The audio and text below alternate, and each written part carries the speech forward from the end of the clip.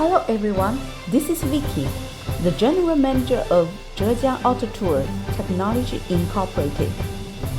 We had this ceremony in our new office dated on December 10, 2021.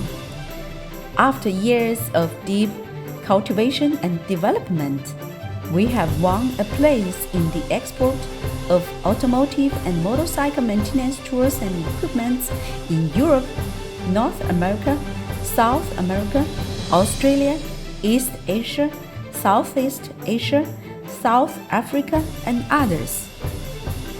In order to provide better service by the latest modern method, we bought this new office building.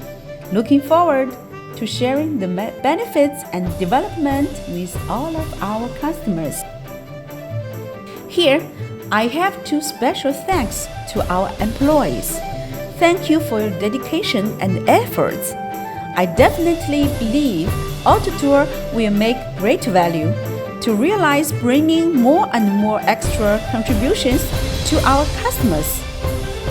While this special moment for Autotour, and also welcome the coming of great festival, Christmas and New Year of 2022, I wish every one of you happy, smooth in your daily life. I wish the coronavirus will be disappear soon in the new year, and your business reach a higher level in the coming new year.